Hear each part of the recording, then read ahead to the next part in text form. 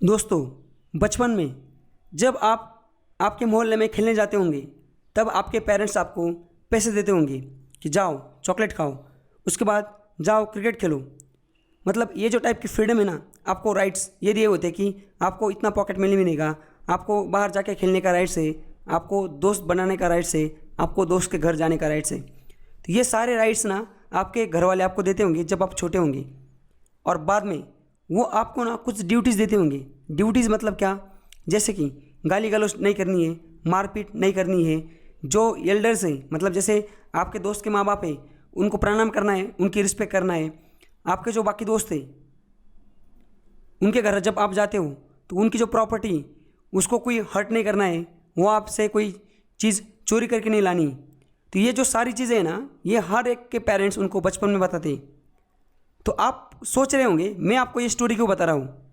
ये स्टोरी मैं इसलिए बता रहा हूँ क्योंकि हमारा जो आज का लेक्चर है वो इस स्टोरी से रिलेटेड है। क्या होता है इसका मतलब? इसका मतलब होता है आपके घर वाले जो आपको फ्रीडम देते थे या राइट्स देते थे, जैसे कि जाके खेल सकते हो आप पैसे खर्च कर सकते हो, दोस्त बना सकते हो, ये इसको मान लो आपकी फंडामेंटल राइट्स हैं।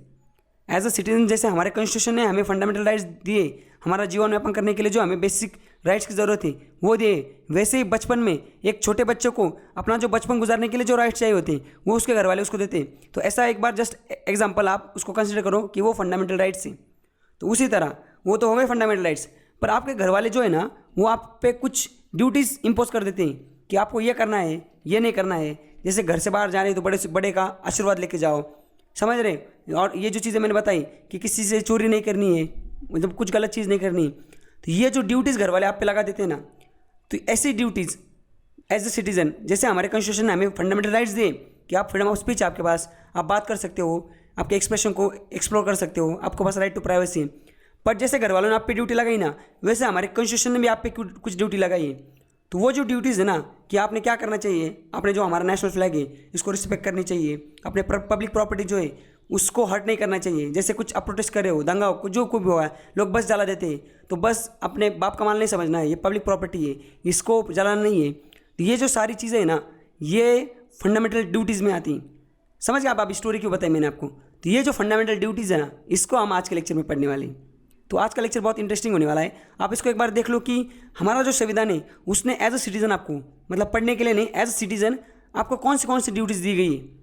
समझ गए? तो चलिए आज का लेक्चर स्टार्ट करते हैं। हम देख रहे हैं पॉलिटी सीरीज़, जिसमें हमें 10 यूनिट को कंप्लीट करना है। और अब तक प्रीवियस लेक्चर तक हमने जो पहला यूनिट है उसके जो 8 चैप्टर्स हैं इसको कंप्लीट किया है। नमस्कार दोस्तों, स्वागत है आपका। ये हमारा पॉलिटी का 14 नंबर का लेक्चर है, और इस लेक्चर में हम जो पहला यूनिट है उसका 9 नंबर का चैप्टर देखने वाले हैं, जिसका नाम है फंडामेंटल ड्यूटीज़। तो चलिए शुरुआत करते हैं। सबसे पहले ना हम ये जानने की कोशिश करते हैं कि फंडामेंटल ड्यूटीज़ क्या है। ये देखो यहाँ पे लिखा गया है, ये जो फंडामेंटल ड्यूटीज़ है ना, ये हमारे कॉन्स्टिट्यूशन के पार्ट 4A में डाले गए हैं, आर्टिकल 51A में डाले गए। समझ गए? तो फंडामेंटल ड्यूटीज़ क्या है? ये बेसिक ड्यूटीज़ है to citizens of country has to follow. हमारे देश के जो सिटीज़न है ना, उनको कुछ बेसिक ड्यूटीज़ फॉलो करनी कि उनको ये नहीं करना है, ये करना है। ये जो चीज़ें ना बेसिक ड्यूटीज़, जैसे उनको तो फंडामेंटल राइट्स में हमने राइट्स दे दिए कि आपको ये राइट्स है, आपको फ्रीडम ऑफ स्पीच का राइट है, आपको राइट टू प्राइवेसी का राइट्स है, आपको राइट टू रिलीजन का राइट है, आप अपने रिलीजन को भी प्रोपोगेट कर सकते हो। उसी तरह उनको राइट्स तो दे दिए, पर उनको कुछ बेसिक ड्यूटीज़ तो बतानी पड़ेंगी ना कि भाई साहब आपको ये नहीं करना है, आपको ये करना है। तो ये जो बेसिक ड्यूटीज़ है ना, उसकी लिस्ट है कि गवर्नमेंट ने ये जो ड्यूटीज़ है इसको बताया है। तो वो जो सारी ड्यूटीज़ है, जैसे कि एग्जांपल, आपको आपका जो नेशनल फ्लैग है या नेशनल एंथम है इसको रिस्पेक्ट करना है। अब मुझे बताओ, आप एक देश में रह रहे हो, वहाँ पे डेमोक्रेसी है, उस देश के कॉन्स्टिट्यूशन आपको काफ़ी राइट्स दे के रखे, समझ गए? तो ये भी आपकी तो जिम्मेदारी बनती है ना कि उस देश के जो बेसिक चीज़ है, जैसे कि इनके फ्रीडम फाइटर्स हैं, इन्होंने देश में फ्रीडम मिलने के लिए अपना जो बलिदान दिया है या योगदान दिया है, उसके लिए हम उनको सलाम करें। तो ये एक बेसिक ड्यूटी है किसी भी सिटीज़न की। तो ये जो सारी ड्यूटीज़ है ना, ये हमारे कॉन्स्टिट्यूशन के पार्ट 4A में डाली गई है, जो कि आर्टिकल 51A में आती है। तो इन्हीं को बोलते हैं फंडामेंटल ड्यूटीज़। यहाँ पे देखो, इससे पहले जो पार्ट्स में जो चीज़ें आती हैं और जो शेड्यूल में चीज़ें आती हैं उसको हम एक बार देख लेते हैं। देखो पार्ट फर्स्ट में क्या था, यूनियन एंड इट्स टेरिटरी था, जो कि फर्स्ट शेड्यूल में आता है। और वो कौन से आर्टिकल थे उसमें, आर्टिकल 1 to 4 थे। उसके बाद पार्ट 2 में क्या था, सिटीजनशिप था, जिसमें आर्टिकल आते थे 5 to 11। उसके बाद पार्ट 3 था फंडामेंटल राइट्स, जिसमें आर्टिकल आते थे 12 to 35। और उसके बाद पार्ट 4 आता था, उसमें था DPSP, directive principle of state policy, और उसमें आते आर्टिकल 36 to 51। और बाद में आर्टिकल ये जो अभी आज देखने वाले हम, कौन सा, फंडामेंटल ड्यूटीज़। फंडामेंटल ड्यूटीज़ हमारे कॉन्स्टिट्यूशन में प्रेजेंट नहीं था, समझ गए। इसको ना आर्टिकल 4A में डाला गया है बाद में, कब, 42 अमेंडमेंट एक्ट 1976 में इसको डाला गया है, जो कि आता है आर्टिकल 51A में। इसका मतलब क्या होता है, इसका मतलब ये होता है कि इन्होंने क्या कर दिया, कॉन्स्टिट्यूशन को अमेंड करना था, इन्होंने क्या कर दिया, इन्होंने एक आर्टिकल उसमें ऐड कर दिया। कौन सा, आर्टिकल 51 जो था, लास्ट लेक्चर में हमने देखा था, जो कि इसमें था DPSP में 51 वाला, उसी में एक और एक आर्टिकल को ऐड कर दिया 51A में। और उसको पार्ट 4 तो ऑलरेडी था DPSP वाला, उसमें और एक पार्ट डाल दिया, पार्ट 4A। फंडामेंटल ड्यूटीज़ जो है ना, वो ओरिजिनली हमारे कॉन्स्टिट्यूशन में नहीं थी। इसको ना 42nd अमेंडमेंट एक्ट 1976 इसके तहत ऐड किया गया था।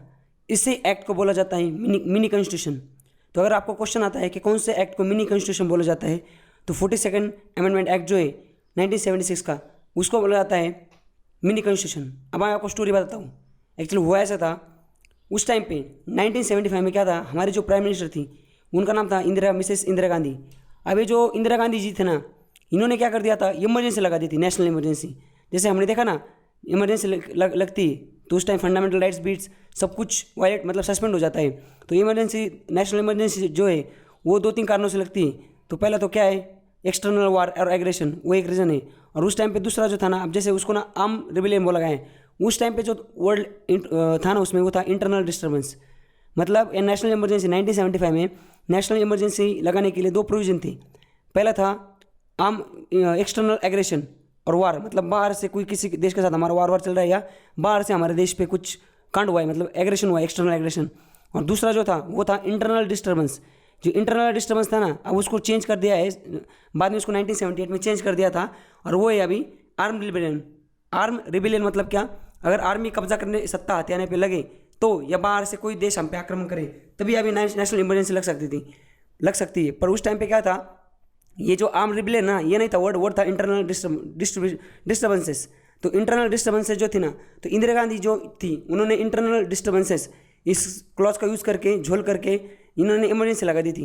अब जो भी हो, वो बात की बात है, वो इमरजेंसी टॉपिक जब हम पढ़ेंगे सेकेंड यूनिट में, उसमें मैं आपको बता दूंगा कि क्या था वो एकदम डिटेल में। फिलहाल इतनी बात याद रखो कि इन्होंने जो इमरजेंसी लगाई थी 1976 में क्या हुआ था, ये ना काफ़ी, मतलब इन्होंने संविधान में काफ़ी बदलाव किए थे। इन्होंने जो प्रेमबल था ना, उसमें सेकुलर, सोशलिस्ट, जो वर्ड है ना, 3-4 वर्ड थे, देखो ये भी ऐड कर दिए थे। और उसी तरह इन्होंने एक कमेटी का गठन किया था, और उस कमेटी को पूछा गया था कि हमारे देश में जो राइट्स तो दे दे DPSP भी, पर जो सिटीजन है ना, उनके लिए कुछ ड्यूटीज़ नहीं, तो उनको ड्यूटीज़ देने की ज़रूरत है या नहीं, और है तो कौन सी ड्यूटीज़ देनी पड़ेगी। तो फिर इन्होंने वो ड्यूटीज़ लाई, इंट्रोड्यूस की थी, और फिर 1976 में ये सारी की सारी ड्यूटीज़ ऐड की थी। और बाद में और 2 ऐड किए, जैसे कॉन्स्टिट्यूशन हमारा आगे चलता रहा, आगे देश बढ़ता रहा, बाद में काफ़ी इन्होंने तो 10 ऐड की थी, बाकी काफ़ी दूसरे लोगों ने ऐड की, इन्होंने 9 की थी शायद ऐड, 9 या 10। तो फिर सबसे इंपॉर्टेंट क्वेश्चन, जो हमारी ड्यूटीज़ है, फंडामेंटल ड्यूटीज़, ये जब हमारा कॉन्स्टिट्यूशन बना था तब से हमारे कॉन्स्टिट्यूशन में प्रेजेंट है क्या, तो ये सरासर गलत है। ऐसा नहीं है, ये 1976 में 42nd अमेंडमेंट एक्ट के तहत ऐड की गई, पहले नहीं थी, समझ गई। यहाँ पे देखो, यहाँ लिखा गया है। और वो जो बंदा है जिस कमेटी का नाम था, उसका नाम क्या था, सोरंग सिंह कमेटी। अब एक एक को देखो, ये जो ड्यूटीज़ ऐड की गई ना, वो किसके रिकमेंडेशन पे ऐड की गई है, सोरंग सिंह कमेटी। तो क्वेश्चन आएगा कि फंडामेंटल ड्यूटीज़ कौन से कमेटी के तहत ऐड की गई रिकमेंडेशन पे, तो सोरंग सिंह कमेटी से रिलेटेड है, या ऐसा क्वेश्चन आएगा सोरंग सिंह कमेटी ये किससे रिलेटेड है, तो फंडामेंटल ड्यूटी से रिलेटेड है। मिनी कॉन्स्टिट्यूशन ये एक्ट, उसके बाद ये कॉन्स्टिट्यूशन ओरिजिनल नहीं थी, ये बाद में ऐड की गई थी, कॉन्स्टिट्यूशन के पार्ट 4A में और आर्टिकल 51A में प्रेजेंट है। अब ये जो कमेटी है, इसके बारे में पढ़ते बाद में ये चीज़ पे आते वापस। अब देखो, ये बंदा है, ये दाढ़ी वाले बाबा दिख रहे हैं ना, इनका नाम है सोरंग सिंह जी। अब देखो यहाँ पे लिखा है, इन्होंने साइन किया था, जो ड्यूटीज़ है ना, उसको जब रिपोर्ट भेजी थी, वो था डेट था 26 जून 1975। 23 जून जो है मेरा बर्थडे, तो ये इस दिन इन्होंने 1975 में इन्होंने साइन करके भेजा था।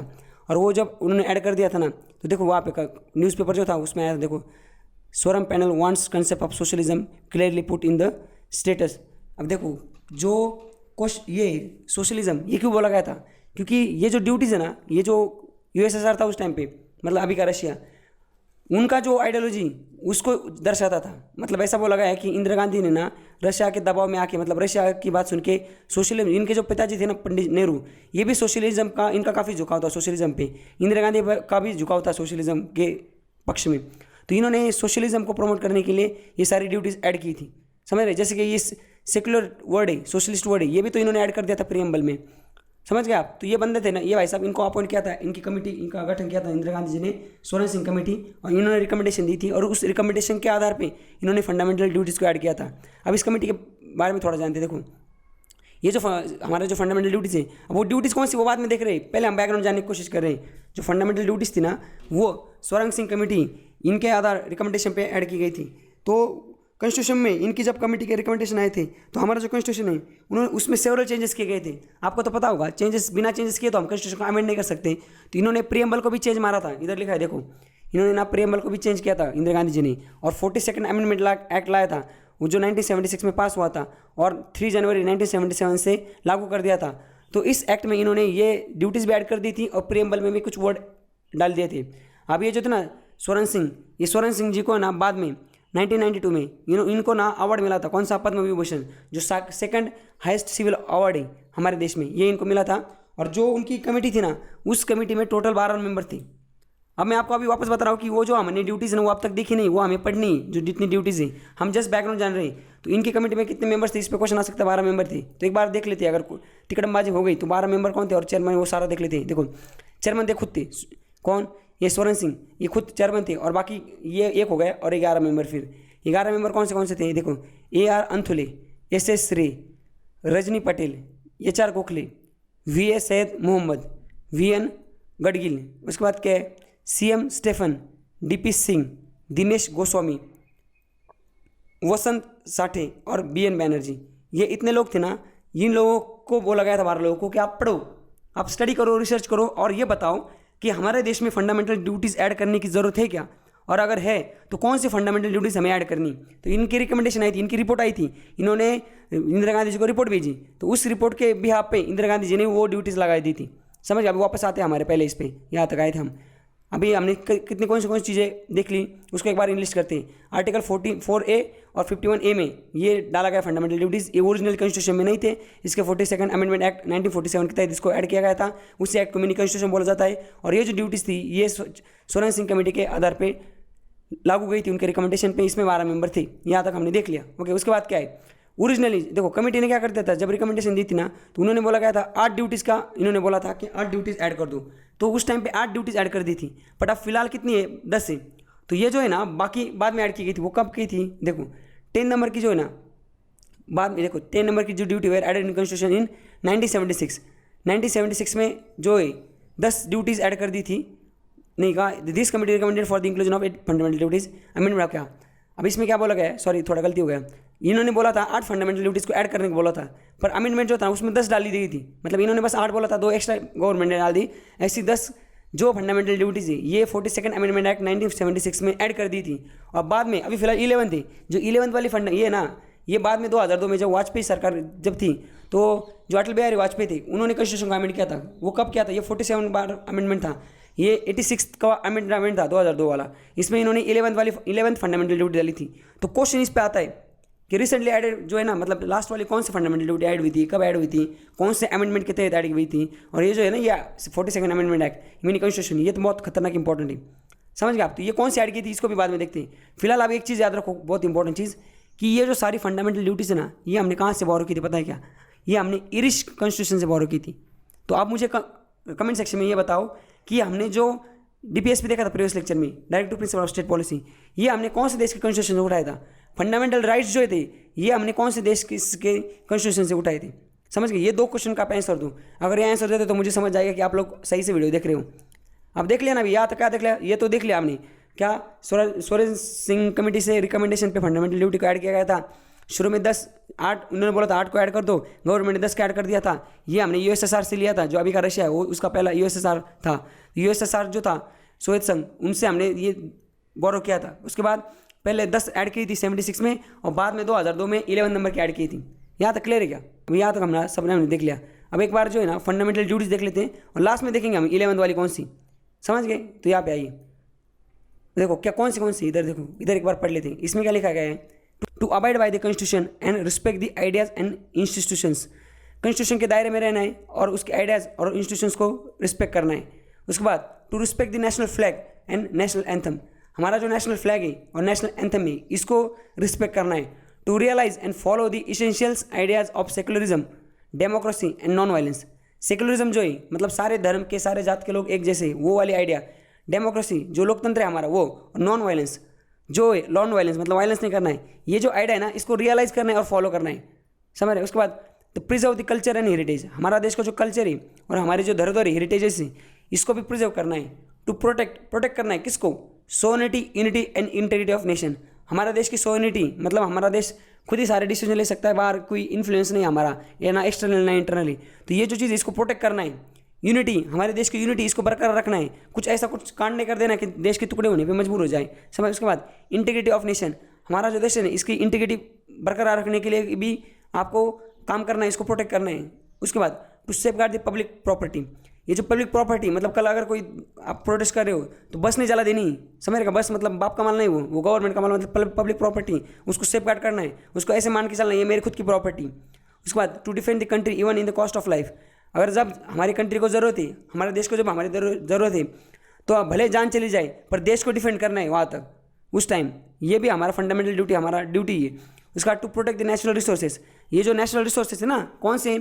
पानी, फॉरेस्ट, ये जो सारी चीज़ें ना ये बाप का माल नहीं है, समझ रहेगा? पानी को मतलब वेस्ट नहीं करवाना है, फॉरेस्ट है, जंगल को काटना नहीं है, ये सारे जो नेचुरल रिसोर्सेज है ना इसको प्रोटेक्ट करके रखना है ताकि नेक्स्ट जो जनरेशन है हमारी, फ्यूचर जनरेशन, उनके काम पे आ जाए। जैसे कि अभी ग्राउंड वाटर का जो पानी नीचे वाला वो तो खत्म होने आ गया है, 50 साल बाद तो पानी के लाले मतलब पानी के लिए वर्ल्ड वार होने वाला है। तो ये जो लोग हैं मतलब हम जो पानी यूज़ करते हैं, जो बोरवेल इलीगल बोरवेल्स का हम बोरवेल्स लेते हैं, तो ये पानी वेस्ट नहीं करना है, इसको प्रिजर्व करना है, प्रिजर्व प्रोटेक्ट करना है। तो पानी प्रोटेक्ट करने के लिए जो बाकी काफ़ी चीज़ें होती है ना, वाटर जो होता है रेन वाटर हार्वेस्टिंग, इस टाइप की चीज़ें करने ताकि ग्राउंड वाटर रिचार्ज हो और पानी बरकरार रहे। मतलब मैंने जस्ट एक एग्जांपल दिया, बाकी नेशनल रिसोर्सेज को प्रोटेक्ट करने के लिए काफ़ी काम करना है, उसको प्रोटेक्ट करना है। उसके बाद to avoid the dowry, gambling and other social evil, ये जो सामाजिक राक्षस है ना, जैसे कि डाउरी मतलब क्या? ये दहेज जो लेते हैं लोग, इसको अवॉइड करना है। गैम्बलिंग, ये जो ना पत्ते वत्ते गेम वगैरह सट्टा वट्टा, ये सारी चीज़ें इसको नहीं करना है। और अदर सोशल इविल, जो बाकी और जो समाज के इविल से, समझ आए? सोशल इविल, सामाजिक जो राक्षस है इसको खत्म करना है। अभी डाउरी सामाजिक राक्षस ही ना, लोगों को कितना मतलब कितनी परेशानी झेलनी पड़ती है इसके चक्कर में। To strive towards the excellence in the respective sphere of activities of individuals, तो ये एक्सलेंस मतलब to strive towards the excellence, excellence की तरफ बढ़ना है in the respective sphere of activities of the individual, खुद के जो एक्टिविटीज़ है उस एक्टिविटीज़ में आपको एक एक्सलेंस की तरफ आगे बढ़ना है। तो ये भी थी क्या? ये थी फंडामेंटल ड्यूटीज़, समझ गए ना आप ड्यूटीज़ क्या है? तो ये होती फंडामेंटल ड्यूटीज़। अब ये तो मैंने पिक्चर में आपको एक्सप्लेन किया, मैं अभी वापस आपको मैंने जो खुद लिखी उसमें एक्सप्लेन करता हूँ। जो देखो यही है, बाकी कोई अलग नहीं है, बस एक बार देखते कुछ छूटा तो नहीं या कुछ अलग पॉइंट तो नहीं। अब ये कहाँ पे फंडामेंटल ड्यूटीज़ ये लिखी है आर्टिकल 51A में, उसमें देखो वही चीज़ है, हमारा नेशनल जो फ्लैग है और नेशनल एंथम है इसको रिस्पेक्ट करना है, और आइडियाज़ एंड इंस्टीट्यूशन जो है हमारे कॉन्स्टिट्यूशन के उसको भी रिस्पेक्ट करना है। To cherish and follow the noble ideas which inspire the national struggle for freedom, देखो ये चीज़ छूट गई थी। जो नेशनल स्ट्रगल फॉर फ्रीडम है ना, हमारे देश के जो स्ट्रगल लड़ने के लिए जो लोग हैं उन्होंने जो हमें ये इंस्पायर किया है, उनके जो आइडियाज़ है नोबल आइडियाज़, इसको ना हमें फॉलो करना है, समझ गए? उसके बाद to uphold and protect the sovereignty unity, ये तो हमने देख लिया। उसका to defend the country national service, अगर देश की सर्विस के लिए जैसे कल वार हो जाता है और हमारे जवान शहीद हो जाते हैं, तो हमने ऐसा नहीं करना है कि मतलब घर में बैठे नहीं रहना है, जाना है, लड़ना है, मत जान भी चली जाए पर देश को प्रोटेक्ट करना है। उसके बाद क्या है? टू प्रमोट द हार्मोनी, ये बहुत इंपॉर्टेंट है, to promote the harmony and spirit of common brotherhood among all the people of India, ये क्या है? Transcending religious, linguistic and regional and sectional diversities, to renounce the practices derogatory to the dignity of woman. देखो ये क्या बोल रहे हैं?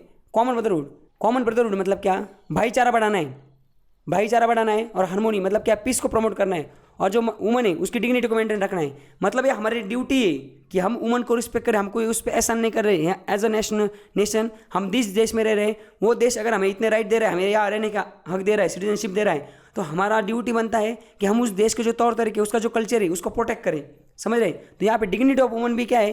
Fundamental right, fundamental duty, समझ गया? उसके बाद यहाँ पे देखो to value preserve the rich heritage, ये हमने देख लिया, हेरिटेज जो उसको प्रोटेक्ट करना है। अब देखो to protect and improve the national environment including forest, lake, river, wild life. ये तो हमने देख लिया कि नेशनल रिसोर्सेज जो है ना, इसको आपने ये करना है, फॉरेस्ट, लेक, रिवर, इसको सबको ये करना है। उसके बाद to develop scientific temper, humanism and spirit of inquiry and reform. देखो ये क्वेश्चन आया था यूपीएससी में, क्वेश्चन आया था आईएएस वाले पेपर में। ये क्या है, ये फंडामेंटल ड्यूटी है कि नहीं? To develop the scientific temper, humanism and spirit of inquiry and reform, ये भी क्या है, ये भी फंडामेंटल ड्यूटी। उसके बाद to safeguard the public property and abjure the violence. Public property को ये भी हमने देखा इससे पहले, पब्लिक प्रॉपर्टी का ये करके रखना है। टू स्ट्राइव द एक्सलेंस, ये भी हमने देखा, समझ, अचीवमेंट लेवल। उसके बाद क्या है, ये देखो ये वाला बाद में ऐड किया है। अब टोटल कितने हैं, 11 हैं। एक बार देखते हैं, देखो 10 तो पहले ऐड किए थे, ये कितने हो गए, 1 2 3 4 5 हो गए। उसके बाद देखो अभी ये कौन सा है, ये 6 7 8 9 10, ये 11th वाला है, ये जो है ना बाद में ऐड किया है। अब आप बोलोगे फिर ये क्या, कौन से देखे, देखो ये तो मैंने गूगल से उठाया था ऐसे फ़ोटो, समझ रहे? तो ये नंबरिंग इसके हिसाब से, इसमें काफ़ी चीज़ें ये हो गई, हमने यहाँ पे देख ली काफ़ी चीज़ें, तो कुछ छूट के दिए। कितने थे, 3 3 6 7 8 9 10, ये 10 ही थे ओरिजिनल, तो ये नहीं था उसमें, कौन सा लास्ट वाला, तो ये 2002 में ऐड किया था। तो ये क्वेश्चन आता है, समझ रहे कि लास्ट वाला जो फंडामेंटल ड्यूटी जो 2001 में ऐड किया, वो कौन सा है? एवरी पेरेंट, क्या है, सारे के सारे जो पेरेंट्स हैं और गार्डियंस, जो गार्डियंस हैं, is to provide opportunities for education to his और हर चाइल्ड और ward between the age of 6 and 14। तो ये हमारी ड्यूटी कि हमारे घर में अगर बच्चे, अगर हम उनके पेरेंट या गार्डनर हैं, तो ये हमारी ड्यूटी है कि उनको जो 6 से 14 साल के बच्चे हैं, उनको हमें अपॉर्चुनिटी प्रोवाइड करनी एजुकेशन के लिए। तो ये क्या है, ये 11 नंबर की फंडामेंटल ड्यूटी। आप समझ गए होंगे आप फंडामेंटल ड्यूटीज़ क्या होती। तो इस तरह से हमने हमारा जो 9 नंबर का चैप्टर था, कौन सा, फंडामेंटल ड्यूटीज़, इसको कवर कर लिया। नेक्स्ट लेक्चर में हम देखेंगे अमेंडमेंट इन द कॉन्स्टिट्यूशन। तो आज के लेक्चर में बस इतना ही। Thank you so much and enjoy. ऐसे और वीडियो के लिए चैनल को सब्सक्राइब कीजिए और साइड में दी हुई बेल को प्रेस कीजिए।